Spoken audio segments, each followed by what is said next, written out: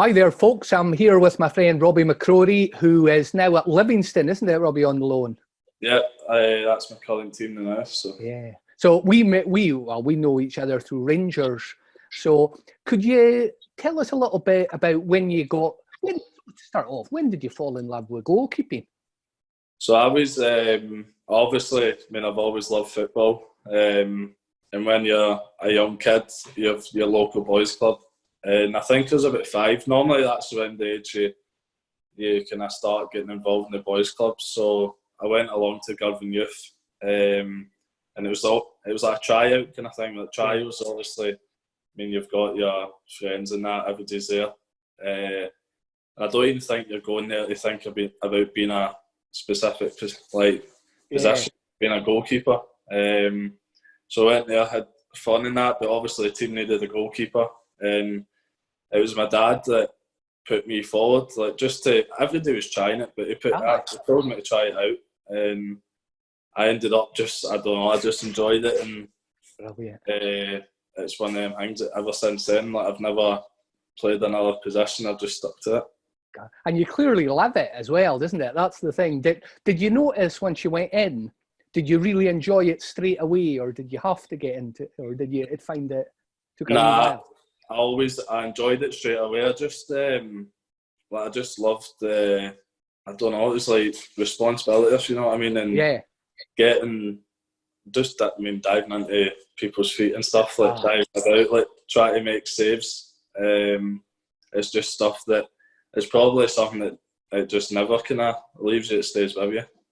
Brilliant. And when did you get involved with the Rangers setup? So that's how we know each other. So I was obviously, I was playing local tournaments and whatever with Girvan, the boys club, and I'm pretty sure I was either just turning 8 or I was 8, and I was at a tournament, and Scott Bryson, he was a scout that picked me up. So I went along to Cambuston. It was like a local kind of Rangers training camp. So I went there literally just once, and I did well. And Scott said that after the training session, straight away, says you're going up to the training ground at Murray Park at the time. And never really, I've not kind of looked back since. Yeah, brilliant. Obviously, at Rangers, certainly I've noticed. I think the coaching right the way through is fantastic through the academy, and the goalkeeping and the goalkeeper coaching is phenomenal, isn't it? And who's influenced you? What coaches have influenced you so far? So at Rangers, when I was younger, it was Peter Dennison. He took the kind of young age. So when that kind of age, when I first went in, Peter was good. He was brilliant. I keep in contact with everyone.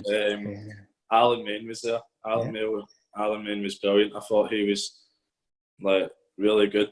I would have loved to have had him for longer. To be honest. Then I had with Graham Smith now, and you've got Colin Stewart. Jim Stewart, Colin's dad.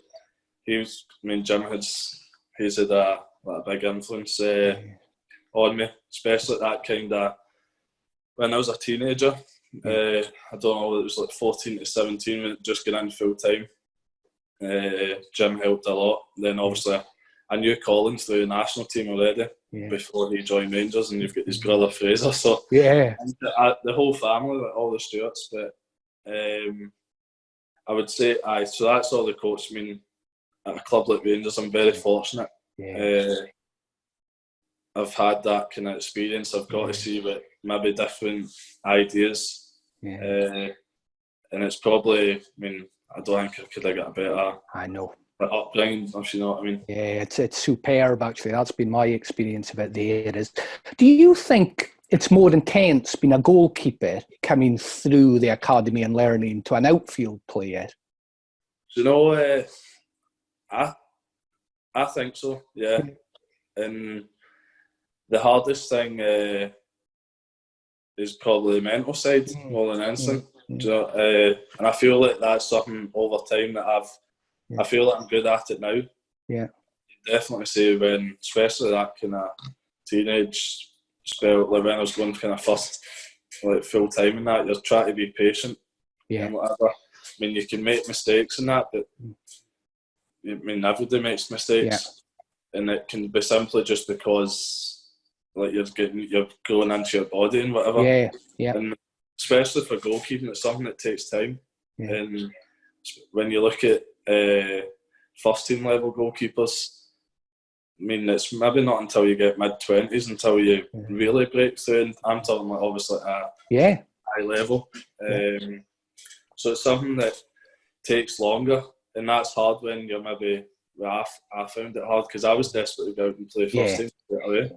And you need that drive to get into the first team, don't you? And it's a funny thing because, you know, we've spoken about it and, you know, spoken about it to other keepers, and it's that thing that you're describing, isn't it? You do need patience because there's only one position, isn't it? It's See, I mean, especially when I was 14 all the way through to 17, like that was when I kind of first started being in the national team. You had the Victory Field and that, you were playing in Sky Sports, and I was up at that age. I was getting like quite a lot of like interest, like just from other teams. So even stuff like that, it's like adding, like obviously it gives you confidence. I was never like obviously I stayed like Rangers. I was never going to leave, but and it's just giving you that push. Think no, I could like I want a chance. Obviously, be training with the first team more. But then you need to obviously realise the big picture. And that's what I say, like Jim Stewart, Colin, and like they were always like kind of saying that to me, but it's hard at the time. Because as you say, it's just that natural instinct within you, isn't it, to want to play? Exactly. I know. And obviously, I mean, now I'm a bit older and still very young for a goalkeeper. But I've gathered quite a bit of experience in my loan moves, and I would find it very hard to not get, like obviously getting to not playing.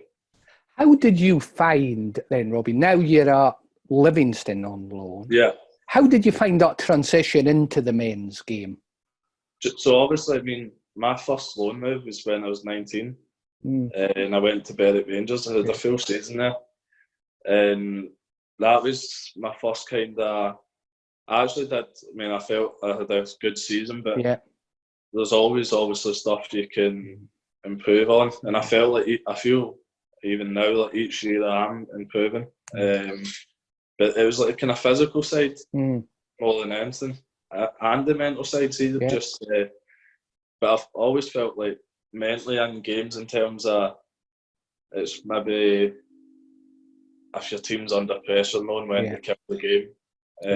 Stuff like that, and that's came through experience. I was just going to ask you there when, you know, about that first loan move to Berwick, because, you know, knowing the team you played in at Rangers, you know, at that level, that was a very good team. So it must have been a very, you know, for the leagues and they were playing, it must have been a very different experience going to Berwick and playing in that league to what you were used to. Obviously, I mean, you talk about style of play and whatever at Rangers. I mean, building out for the backs, whatever I mean, it obviously looked good, and that's the pathway, and it still is. And I mean, I love that. But see, when you go to first team, it was about conceding, like obviously trying not to concede, getting clean sheets and winning the game. That was the main thing that mattered. And it didn't matter how you'd done it. I could. I mean, obviously, even I know after see the amount of long kicks I did. It took me a bit of time to get used to. And I could imagine that. I feel that now I've built up that kind of strength, and I've just get used to like being able to just like a goal kick, for example. If I'm going longer, like I can hit that distance, but it's took over time to build that up. Because that would be a very different, you know, isn't it? We speak about independent decision makers on the park, and that's what you would have been experiencing, isn't it? You know, being used to always playing it out almost to I can play it out or I can just go long.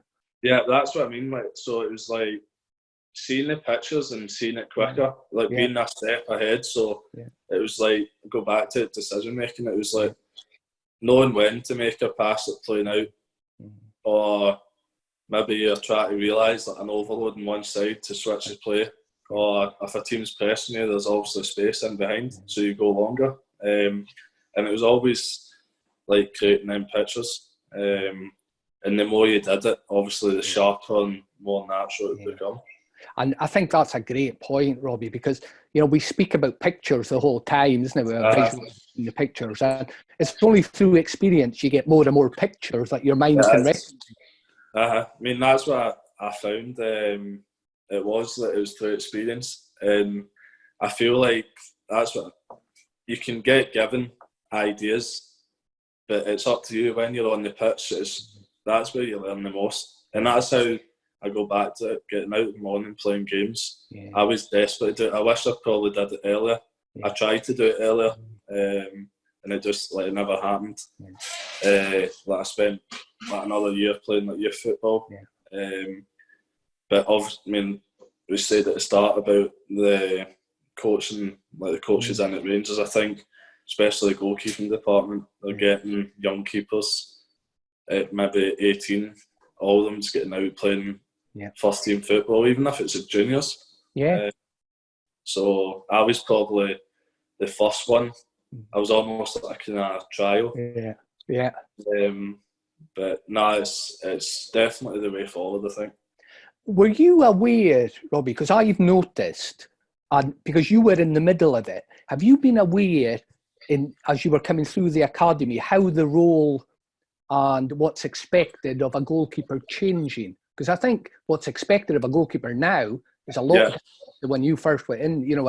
Even when I know you were 10 and 11 there coming in, the role of the keeper and how much is on their feet and how much leadership is expected of them now has increased dramatically, I would say. Were you aware of that? I think, yeah, definitely. And especially when Mark Warburton came in, he was all the way through. He wanted the first team right through to the under 10s playing the same way. And that was when I noticed it the most, in terms of that was the first time I'd felt it was it was almost like that's just like the way it was, kind of thing. And that was like the biggest thing. So it was no matter what, you're playing out for the back, kind of thing. Whereas before, I wouldn't even say it, you always had the option, but it was never pressed, it was pressed on you. But I've definitely, and I think, but then I go back to it, like we were saying about going out and on at Berwick, then that was a transition again. You went back to just playing, going long and whatever. So I've seen it. I've played in both styles, and it's almost like it just adds to your armour. Yeah. And that, I think it gives you the options, doesn't it? And through experience, it's giving you the options that you don't have to do it just one way. And now, obviously, I mean, as a goalkeeper, you're almost effectively like an outfield player. You're that spare man. So you need to be as good on the ball, and you need to be sharp in the head. And that's obviously coming through training. And I think that's phenomenal. Tell us a little bit, what's your goals for the future going on, Robby? What's your long-term goals and your goals of the next little bit? I think, obviously, right now I'm at Livingston. I'm hoping to obviously finish the season, but there's more important things going on. And I feel like, long term, obviously, want to try and play at the highest level possible. Obviously, I want to be playing at Rangers. Want to be playing for the national team at the A squad. I'm saying playing at Rangers, even playing in the Premier League. Just what I like. Do you know what? I just love to play at the top level. I like to think that I'm quite driven. So it's just getting as high as possible and winning trophies. I'd love to win a league or something, because it's just over the whole season. It'd just be obviously an amazing feeling in that, and it's almost like all your hard work goes towards that. So I've got targets, but I'm I'm not setting a target and saying, all right, when I get there, that's it. Yeah. Like, it's once I get there, like, what's next? What's next? And that's that drive to keep you going. Yeah. So if you had any advice to young keepers coming into the game, you know, going to an academy or not even out with an academy, what would be advice to goalkeepers coming into the system or to be the best they can be? What would you tell them? That's really important. I mean, obviously, I think things that never change is like just doing the basic things well. So just being hardworking, listening to your coaches, like just having an open mind to like new ideas, and just like that determination. But you need, especially when you're younger and even when you're older, you need to enjoy it. Yeah, it's so hard to see if you don't enjoy something to maybe get that extra 10%. Yeah, brilliant. I love that because that's what it is about, enjoying it, isn't it? You know, it is, and I think, I mean, it doesn't matter if football or anything. Like, if you're enjoying what you're doing, then I would imagine effectively you would do it better.